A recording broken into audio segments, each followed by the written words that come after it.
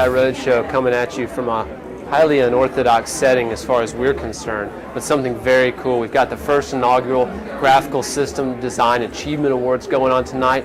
We're here in Austin, Texas at the Long Center for the Performing Arts, and we're going to be presenting awards tonight in 10 different categories, everything from aerospace to automotive. There are people here from all over. We've got mechatronics, embedded, robotics, a lot of cool awards going on here tonight.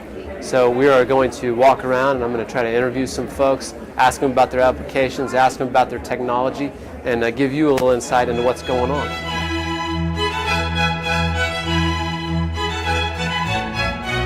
This is Michael Fleming. He's the CEO of Torque Technologies, and he's been very involved, from what I understand, with Team Victor Tango at Virginia Polytechnic Institute.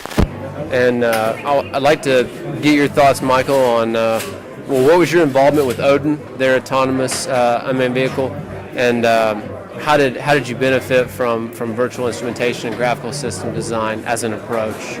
Absolutely.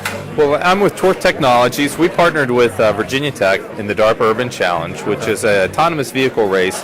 It was a single race through an urban environment with static objects and other vehicles. In the partnership between Torque and Virginia Tech, we used a variety of National Instruments products, including LabVIEW, Compact Rio, and the Vision Toolkit as well. Now, to take a step back and talk a little bit about the Urban Challenge, we were given 12 months to develop an autonomous system from scratch to drive autonomously through 60 miles of urban terrain. It's not much time. You know, we're talking about vehicle integration, integrating with the steering, the throttle, the brake. We're talking about integrating a variety of different sensors, including LiDAR, GPS, vision, inertial sensors. When you say urban terrain, you mean stoplights, stop signs, traffic? That is correct. Two-way intersections, four-way intersections, merging with moving traffic, anything that you would encounter from driving from your home to work every day. Okay. Where we utilized NI technology was primarily in accelerating that development through the graphical programming language, the close tie that LabVIEW has with the Compact Rio system, such that we did not have to worry about integration of that software into the controller. It was a seamless porting of technology. We also were able to utilize third-party hardware as well, such as multi-core processors. We had 2 HP servers with dual quad-core processors. We were able to take advantage of multi-thread processing without having to fall back into the low-level programming. It allowed us to focus on higher-level software issues such as system integration, classification, perception, motion planning, route planning, and so forth. Fantastic. Having worked in the academic space, what would you say to any young students who are considering engineering as a field of study or as a career? I'd probably say a couple of things. The first thing that I would say is don't limit yourself. The sky is the limit. Technology is rapidly evolving. Set your goals high. The second bit of advice I would give is partner with other college students and faculty students who have different experiences, who bring different skill sets to the table, and work with them within a comprehensive team to provide some sort of solution or some sort of product and demonstrate that product. I would say the third thing is find an end user.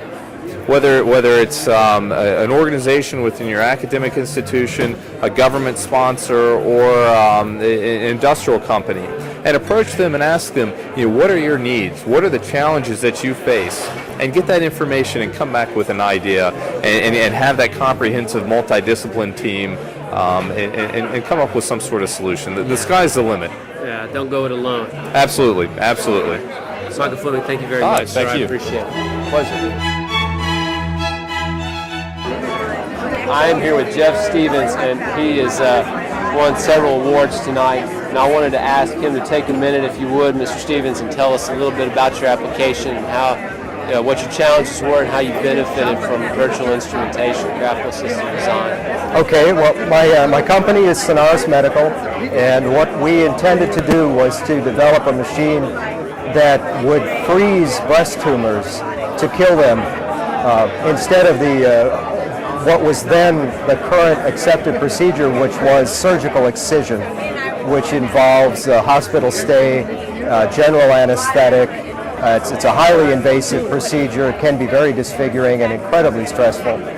We replace that with an in-office procedure that takes about 20 seconds, 20 minutes, I wish 20 seconds, is minimally invasive, where the patient gets a little couple of millimeter nick in the skin, and then our probe is inserted, the machine is operated, freezes the tumor.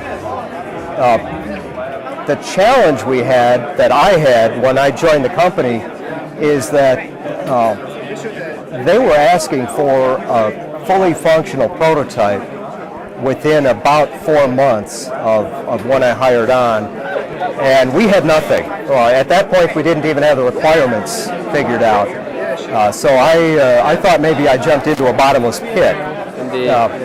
But it turned out that the NI sales engineer demoed Rio, which I'd not seen before, and at that point one of those 300 million candle power lights went off over my head, and I said, this is it. With this product, the way it looks like it's going to work, I proceeded to learn all I could of NI, Rio, and LabVIEW, which I also was not familiar with. After just a week or so of poking around, it looked like this suite of products, this hardware and software combination, could not only really be the engine of the product that I was hired to produce, but that I could do all the development myself in the 4 months I had to do it, without need for outsourcing any firmware development, which we were planning to do. The company was planning on a custom PCB and microcontroller. They'd already picked firmware development house to do the microcode. I came along and said, wait a minute, I think I can write all this software. LabVIEW looks pretty easy. And if we use Compact Rio, I don't have to design a circuit board. I don't really have to design anything except the elements that the controller is going to operate, the valves and switches and sensors and whatnot. And I guess to sum it all up, as you know, we were successful in that prototype development with Compact Rio and LabVIEW. We had our fully functional prototype that was, it wasn't freezing tumors yet, but it was growing ice balls in a beaker of water under command inside of 4 months. I mean, we basically beat our schedule deadline that I thought I was never going to hit.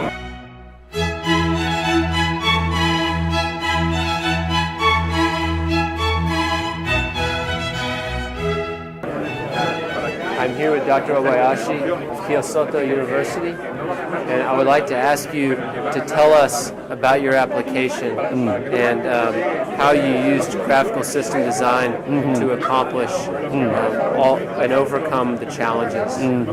Okay, the aim of the instrument is the early detection of cancer. The cancer can be detected by using usual endo camera. But in my case, we can determine the structure inside the tissue of the cancer.